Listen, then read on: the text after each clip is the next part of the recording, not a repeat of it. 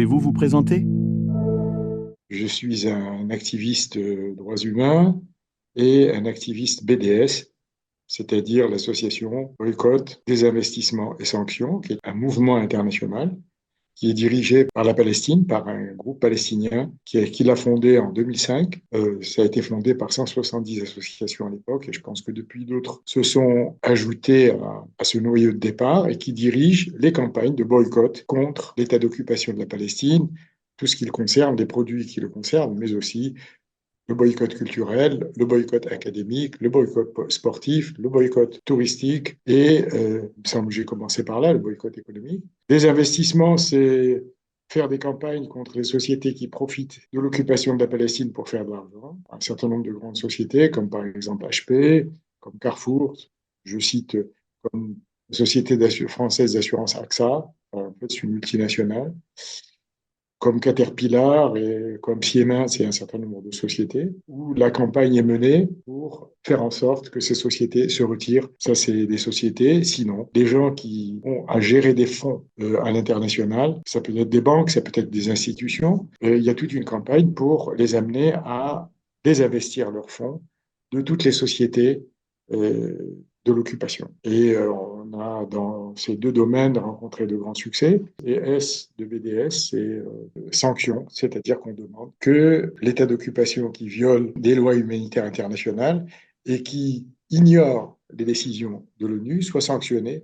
Donc le mouvement, c'est BDS, boycott, des investissements et appel aux sanctions. Moi, j'appartiens à ce mouvement au Maroc, lequel mouvement est en même temps membre d'une grande coalition de 19 associations, syndicats, partis politiques qui s'appelle le Front marocain d'appui à la Palestine et de lutte contre la normalisation. À quand remonte la normalisation? Nous avons appelé cela un tsunami, c'est-à-dire que des relations de normalisation existent depuis 1961, date à laquelle un accord a été passé entre les services secrets israéliens et le pouvoir marocain pour organiser l'émigration de citoyens marocains de religion juive. Bon, c'est une partie de la communauté qui a ainsi été arrachée à son pays et qui a été transformée du jour au lendemain en des colons qui occupent l'espace de la Palestine et qui portent les armes contre le peuple palestinien.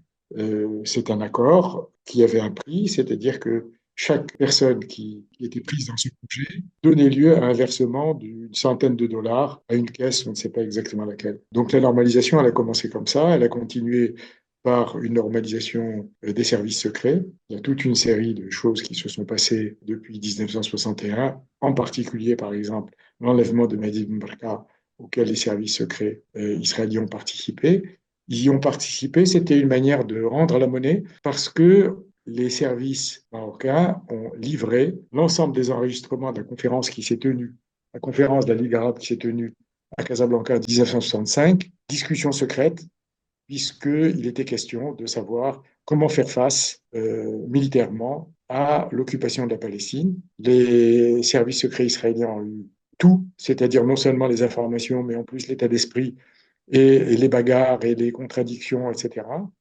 Et ça leur a permis, en juin 67, de prendre l'initiative d'attaquer et de mettre à mal les armées arabes à ce moment-là et donc d'occuper l'occupation qui a eu lieu en juin 67. Voilà, donc ça, c'est jusqu'à aujourd'hui, on peut lire dans les livres des grands responsables militaires et sécuritaires israéliens que ça a été un service monumental rendu par les services secrets marocains à l'occupation. Ça a continué par de la normalisation économique, mais c'était plus ou moins secret. Ça a continué avec l'établissement de lignes maritimes après les accords d'Oslo, l'établissement d'un lien direct public avec les bureaux de liaison dans chacun des deux pays.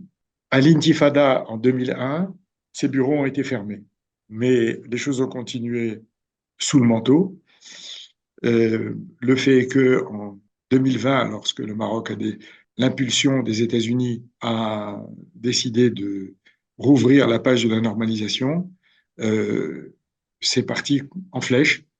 Et donc, les relations de normalisation ont donné lieu à toute une série d'accords sur la sécurité et en particulier à un accord militaire qui fait que le Maroc et Israël sont coalisés dans une alliance qui est du même type que l'OTAN. On sait que ce genre d'alliances sont évidemment des alliances dans lesquelles la partie dirigeante est la partie la plus forte. Ce n'est pas la peine de demander quelle est la partie la plus forte dans ce cas-là. Il y a des achats d'armes avec des volumes très, très, très importants et des montants très importants.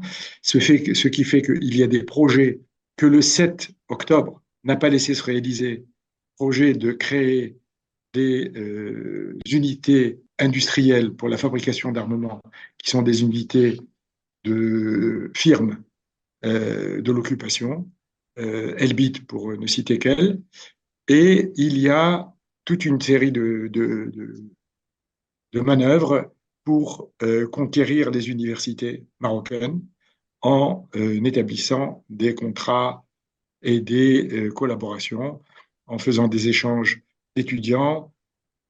Et bien sûr, le projet, c'est d'essayer de conquérir les cerveaux. Heureusement, le mouvement du boycott académique a été lancé l'année dernière et il a abouti à un mouvement qui gagne petit à petit l'ensemble des universités qui sont concernées. Y a-t-il des polémiques au sujet des colons d'origine marocaine? Les colons d'origine marocaine, les colons de la Palestine d'origine marocaine, ont pu constamment aller et venir sans que jamais la question de savoir s'ils sont criminels de guerre ou s'ils ont porté les armes leur ait jamais été posée. La nationalité marocaine ne se perd pas. Ça a de grands inconvénients, mais ça a aussi un avantage, c'est que ils sont justiciables. Malheureusement, les tribunaux ne font pas leur devoir, à savoir celui d'appliquer la loi, qu'un citoyen marocain qui est au service d'une armée étrangère ou d'un État étranger perd la nationalité marocaine. Donc, il continue à jouir de cette nationalité marocaine et il l'utilise pour aller et venir et après les accords de normalisation, aussi pour faire des affaires. Ça a été très loin puisque dernièrement, a été présenté au Parlement un projet de loi référendaire et cette loi demande l'attribution automatique de la nationalité marocaine à toutes les personnes qui peuvent prouver qu'ils sont d'ascendance marocaine lorsqu'ils sont de religion juive. Ce qui est une aberration juridique et une aberration raciste parce que notre loi sur la nationalité n'aborde jamais l'appartenance quelconque à une communauté religieuse. Donc c'est une aberration. C'est une loi qui est contraire à la loi et qui ne verra jamais jour, mais c'est surtout un ballon d'essai. On essaye d'influencer les esprits en faisant des séries télévisées. En ce moment, il y a une série télévisée dans laquelle il y a une actrice d'origine marocaine qui participe à la colonisation de la Palestine. Et donc la lutte, elle est là, elle existe. C'est clair qu'il y a une pression énorme et que l'État joue dans le sens de la normalisation. Par contre, les artistes, les intellectuels, mais aussi les associations de droits de l'homme, un certain nombre de partis politiques travaillent activement pour faire pression dans le sens contraire. Le boycott étant une manière de résister aussi. Quel message souhaiteriez-vous adresser aux colons d'origine marocaine?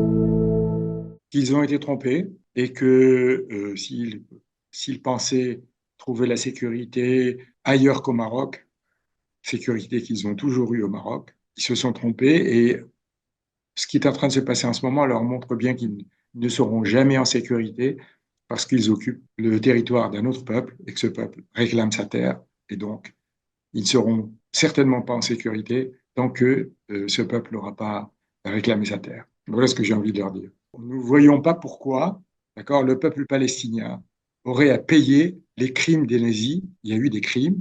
Les nazis ont effectivement pratiqué le génocide contre des communautés juives européennes, contre les Stigane, lorsqu'ils ont occupé, par exemple, le territoire de l'Union soviétique de l'époque. Ils ont tué des millions de personnes, peut-être même beaucoup plus que 6 millions dont il est question au sujet des communautés juives européennes. Mais pourquoi? À cause du fait que les nazis ont commis ces crimes.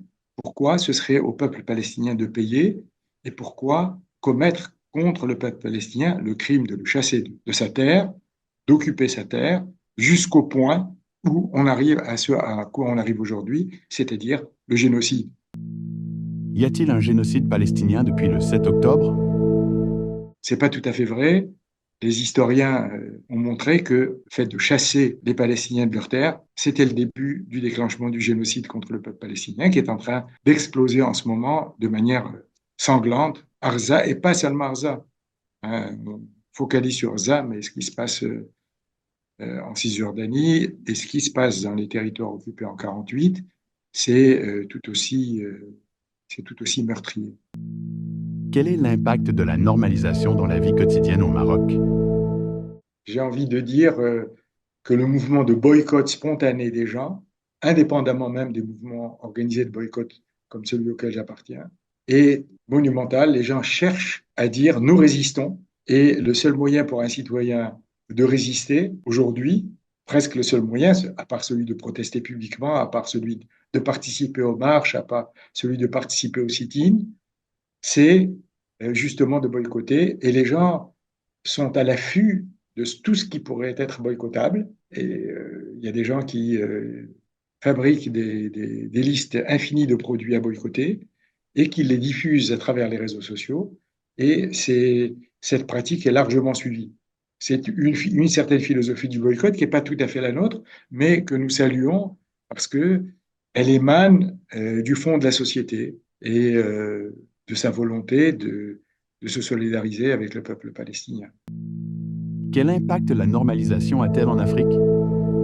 Les occupants de la Palestine ont depuis longtemps une politique par rapport à l'Afrique. Ils essayent de conquérir les esprits, de conquérir les États, de conquérir les pouvoirs d'État de manière à ce que les votes à l'ONU ne leur soient pas défavorables. Et surtout, certains de ces colons qui viennent en Afrique viennent avec un souci de faire des affaires et d'exploiter les terres africaines. Il faut savoir que aujourd'hui, l'eau en Palestine, vu la surexploitation, a tendance à devenir salée et elle est surtout très parcimonieuse. Et les grandes sociétés de l'occupation qui sont dans l'agriculture cherchent des espaces. Ils sont venus en prendre au Maroc et ils essayent d'en prendre aussi en Afrique. Il y a toute une série de projets qui sont menés en Afrique pour exploiter les terres africaines et ainsi s'enrichir, entreprise coloniale classique. Quels sont les enjeux de BDS au Maroc? Je dirais notre principale ambition aujourd'hui, c'est de faire réussir le boycott académique à côté de toutes les autres campagnes que nous menons, parce que c'est très très sensible et ça peut avoir des implications extrêmement dangereuses si les occupants de la Palestine arrivent à faire une brèche au sein du milieu académique, le milieu des intellectuels, le milieu de la recherche, etc. Et je ne dirais pas qu'ils sont arrivés à faire une brèche, mais il y a des fêlures sérieuses. Et notre ambition, c'est effectivement de combler ces fêlures et de faire que le mouvement de boycott académique soit assez fort pour chasser cet envahissement qui est voulu par l'État du Maroc. Il y a eu des accords signés entre les ministères de l'enseignement supérieur du Maroc et ceux de l'État d'occupation de la Palestine pour pouvoir promouvoir ce genre de choses. Et il y a un certain nombre de choses qui ont commencé, mais en même temps, il y a en ce moment un mouvement de révolte et un contre-courant très important qui s'organise pour arrêter cette entreprise. Quel message voulez-vous faire passer aux Marocains réticents à condamner la normalisation? Effectivement, les pouvoirs dans ce pays font courir ce genre de choses. On n'a pas d'autre choix. C'est très important de pouvoir avoir de quoi nous armer et d'autres fariboles de ce genre. En principe, si les gens sont fortement motivés, ce genre d'argument ne prend pas. Parce que c'est vrai que les médias à travers le monde informent le moins possible sur le génocide qui a eu lieu tout au long de cette année. Et donc, si quelqu'un ne s'attache pas à s'informer par lui-même, peut ne pas être au courant. Mais le penchant normal, tel que je le connais, des Marocains qui soient ici ou en Europe, c'est de considérer que la question de la Palestine, c'est une chose très importante et qu'on ne peut pas l'ignorer et faire semblant qu'il ne se passe rien et que en fait, on est contraint et forcé en fait de se plier à la volonté de l'occupant et des choses comme ça. Ce genre d'idée, se plier à la volonté de l'occupant, c'est pas l'habitude, c'est pas les idées les plus courantes chez les gens qui sont originaires du Maroc. En tous les cas, pour ceux qui sont résidents au Maroc, c'est très très évident. Mais pour ceux qui sont résidents dans d'autres pays, il n'y a pas de raison qu'ils soient atteints par cette propagande qui est aussi celle véhiculée massivement par les médias occidentaux. Ce que je peux leur dire, c'est qu'on a aujourd'hui un véritable génocide contre le peuple palestinien et c'est la même chose vis-à-vis du Liban et qu'on ne peut pas, nous, rester indifférents à cela. Ce sont des gens avec qui nous partageons la langue, dans une grande majorité des cas, la religion aussi, et on ne peut pas rester indifférent au malheur qui les frappe aujourd'hui et à cette entreprise d'injustice qui est menée par l'occupant de la Palestine pour remodeler la région suivant le bon vouloir de la puissance américaine, qui est la main qui fait bouger cette marionnette, quoi. Sans les Américains, les Israéliens n'ont ni armes, ni munitions, ni ressources financières pour pouvoir tenir le coup aussi longtemps, ni ressources politiques pour pouvoir faire ce qu'ils veulent à travers la société internationale, ni l'appui militaire direct, puisque maintenant ce sont des soldats américains qui sont sur place, et dire, il n'y a pas de problème, on peut être copain-copain avec ces gens-là, c'est pas possible. On ne peut pas être copain-copain avec des criminels. Quelle est l'influence des États-Unis sur la politique marocaine? C'est-à-dire s'ils sont à l'initiative de la normalisation, c'est qu'ils sont capables d'imposer. Ce qui les intéresse, c'est remodeler la région. Ils le disent, hein, c'est le nouveau Moyen-Orient, suivant leurs intérêts, point de vue des ressources de matières premières, suivant leurs intérêts par rapport à tous les euh, passages internationaux, suivant leurs intérêts d'avoir les États à leur botte, à leur solde. L'influence des États-Unis, elle reste très très grande sur l'ensemble de la région. C'est-à-dire ceux qui ne leur obéissent pas directement, malheureusement, on ne les entend pas beaucoup. Que cherchent les USA? C'est clair que les occupants de la Palestine et les Américains cherchent à attiser à tout prix le conflit entre le Maroc et l'Algérie, parce que c'est le moyen le plus pratique et le moins coûteux pour eux, et même ils en tirent avantage parce qu'ils vendent des armes et des choses comme ça, d'affaiblir ce que pourrait être un Maghreb uni comme puissance économique et politique majeure sur la scène internationale, pas seulement sur la scène régionale. Bon. Et il ne faut surtout pas que ça puisse advenir. Et pour que ça n'advienne pas, il n'y a rien de tel que d'attiser les conflits entre les uns et les autres. Alors ça, c'est une première chose. Une seconde chose, c'est que, bien sûr, pour ce qui est des occupants de la Palestine, ils cherchent à transformer le Maroc en cheval de Troie en Afrique, comme un moyen de conquérir les esprits et de conquérir les États en Afrique, parce que c'est une région extrêmement riche et qui intéresse au premier chef les États-Unis et aussi les petites puissances locales comme l'État d'occupation pour mettre la main basse sur les ressources et pour capturer le maximum d'États dans l'orbite de la politique américaine. Ce que les Américains et les Israéliens cherchent à faire, c'est de se servir de la normalisation pour dire, voilà l'exemple. C'est vrai que beaucoup de gens sont souvent admiratifs de ce qu'a pu réaliser le Maroc. Mais le Maroc, ce n'est pas seulement l'État. Le Maroc, c'est tous les gens qui ont travaillé pour faire un certain nombre de réalisations. Ils en sont admiratifs et donc ils sont influencés lorsque un État comme l'État marocain entre dans une politique de normalisation avec une nouvelle puissance coloniale. Il faut espérer que si les États d'Afrique de l'Ouest ont pris conscience qu'ils devaient se libérer du joug de l'ancien colonisateur, c'est pas pour le remplacer par un nouveau. Vous dites que le Maroc est un levier de la politique israélienne en Afrique. Pourquoi? C'est un des c'est un levier, c'est un des leviers de la politique américaine et israélienne dans la région africaine. Il y a d'autres Euh, leviers, par exemple le fait de fournir aux chefs d'État africains toute une série d'instruments pour réprimer leur population. C'est un levier, un autre levier, c'est de venir soi-disant implanter des projets de développement économique qui sont tout simplement ce que les projets coloniaux ont toujours été, c'est un développement économique, mais au profit de qui? C'est ça le développement colonial. quel est l'impact du boycott au Maroc?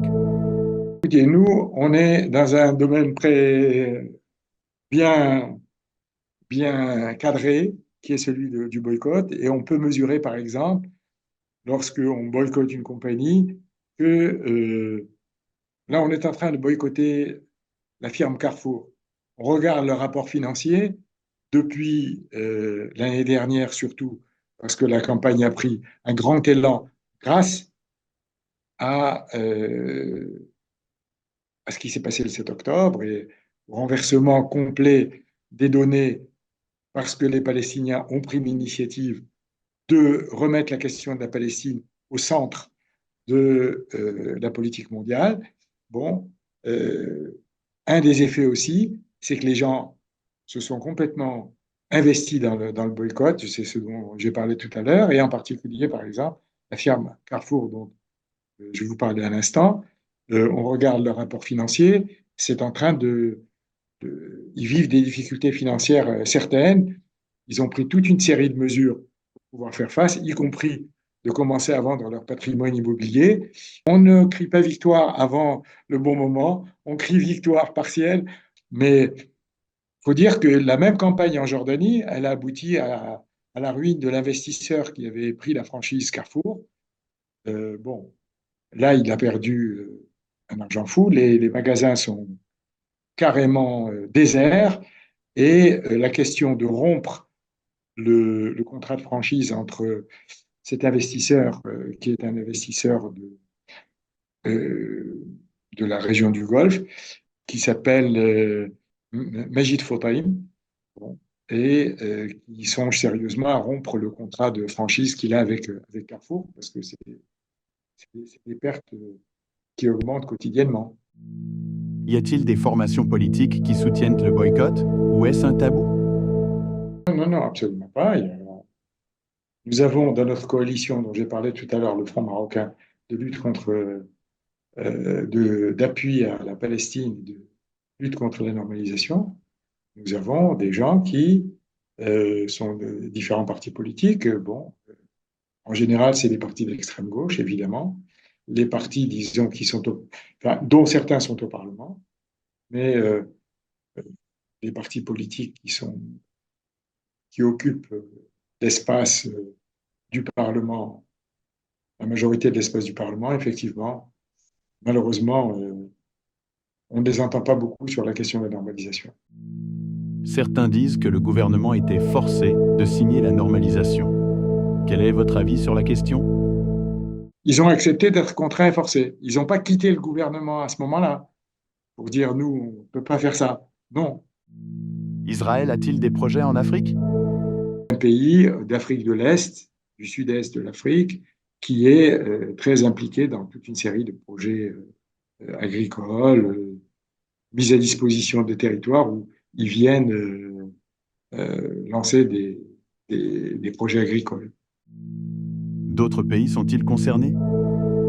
Alors, ce qui est intéressant, c'est que le Sénégal, ils ont essayé de l'avoir, et là, le Sénégal prend des positions très fermes sur la question de ce qui se passe en Palestine, avec le nouveau gouvernement.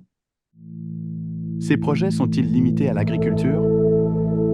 Offrir des logiciels à des États policiers pour qu'ils puissent surveiller leurs citoyens. Vous savez que avec et ils s'en vantent toujours, les occupants de la Palestine. Ah, nous, tout ce qu'on vend, on l'a déjà expérimenté.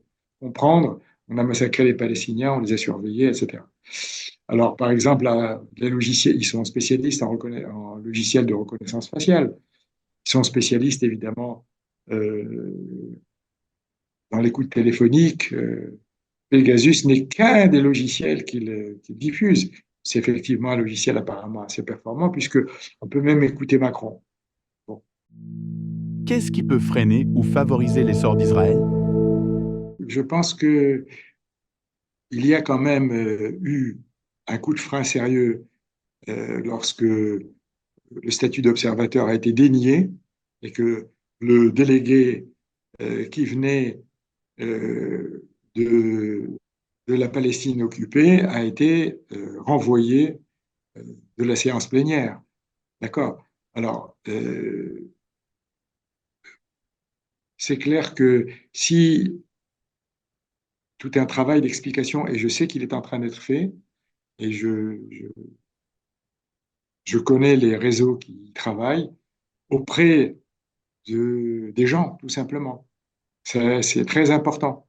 Parce que, en définitive, c'est vrai que, bon, on peut influer sur les États pour commencer, mais ce qui est le plus solide, c'est que les gens se rendent compte de cette tentative de recolonisation. Et ça donnera d'autant plus de force aux États pour y résister quand ils sont prêts à y résister. Et ça donnera d'autant plus de force aux tentatives de changement politique pour ne pas rentrer dans une telle voie de recolonisation. Je pense qu'en principe, si les choses se passent correctement, les gens qui rejettent les anciens colons rejetteront aussi les nouveaux colons. Y a-t-il une répression contre les opposants à la normalisation? Les gens qui ont dénoncé la dénormalisation et qui étaient en prison ont été libérés dernièrement. Mais ils sont allés en prison. Il y a eu des gens qui ont été emprisonnés pour avoir dénoncé sur les réseaux sociaux la normalisation. Il y a 13 militants du front dont je vous parlais tout à l'heure, le front marocain, d'appui à la Palestine et de lutte contre la normalisation, qui sont aujourd'hui poursuivis en justice pour avoir fait une manifestation devant un magasin Carrefour. Il y a une répression rampante qui n'est pas toujours visible, qui est celle de s'en prendre de manière isolée à certains blogueurs ou à certains gens qui se permettent de dire tout haut ce que tout le monde pense tout bas sur les réseaux sociaux. Ces gens, il y a eu une décompression il y a quelques mois, mais ce qui est arrivé une fois peut se reproduire. Quel est l'impact du 7 octobre? Je veux dire simplement que, bon, je ne sais pas si on a pris toute la mesure du changement majeur que les Palestiniens sont arrivés à opérer par le fait qu'ils ont pris l'initiative du 7 octobre. Et je pense que cette secousse tellurique va continuer à avoir toute une série de répliques et la situation est en train de changer. C'est un rythme historique. C'est un travail prolongé, c'est une lutte prolongée. Et je pense qu'au bout de cette lutte prolongée, il y a inéluctablement la défaite du projet sioniste. Chaque crime qu'ils ont commis durant cette année ne fait qu'accélérer ce processus. C'est vrai que le nombre de gens de victimes est important. Il y a des pertes humaines énormes, mais en même temps, ça ne fait que rapprocher la fin de cette entreprise. Pour finir, les sionistes disent que les Juifs ont été expulsés du monde arabe. Qu'en dites-vous? Bon, mais d'une manière générale, la Tunisie, les gens n'ont pas été chassés. Au Maroc, les gens n'ont pas été chassés. En Algérie, le fait que le décret Crémieux ait transformé les communautés, je mets toujours au pluriel, parce que j'essaye de m'éloigner le plus possible de la notion de peuple. Les communautés algériennes juives ont été liées à l'occupant à cause de la loi Crémieux qui faisait d'eux des Français, et ils ont été déracinés de ce fait, quoi. Et d'ailleurs, c'est pas en Palestine qu'ils sont allés, hein, les communautés juives d'Algérie, c'est pas en Palestine qu'ils sont allés, c'est en France en général. Bon. Donc dire que euh, les Juifs, entre guillemets, ont été chassés du monde arabe, c'est faux. Il y a eu des situations, effectivement, où il y a eu des accords entre les occupants de la Palestine et certains États, comme par exemple en Irak, pour, comme ça s'est passé après au Maroc, euh, déplacer des populations entières.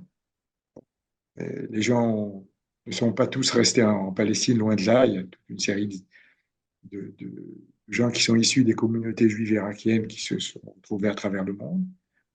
Donc, ce genre de généralisation, les juifs ont été chassés des pays arabes, c'est faux. En plus, très souvent, alors, ces communautés ont conservé euh, beaucoup de leur arabité dans leur culture, des écrivains, des cinéastes. Bon. Donc, à la fin des fins, pour les gens qui sont restés attachés à leur pays d'origine, euh, je pense que à un moment ou à un autre, il y aura toujours la possibilité pour eux de retrouver leur identité originelle, s'ils le désirent. Euh, c'est pas une chose à court terme, mais il faut espérer que ça arrive parce que nous avons dans le monde arabe quelque chose qui est très important, c'est que cet univers a toujours été multicolore. Et c'est un univers dans lequel les différentes communautés religieuses ont coexisté longtemps. Le sionisme a foutu la pagaille, évidemment, mais la défaite du sionisme pourra ouvrir la possibilité de changer cette pagaille. Voilà.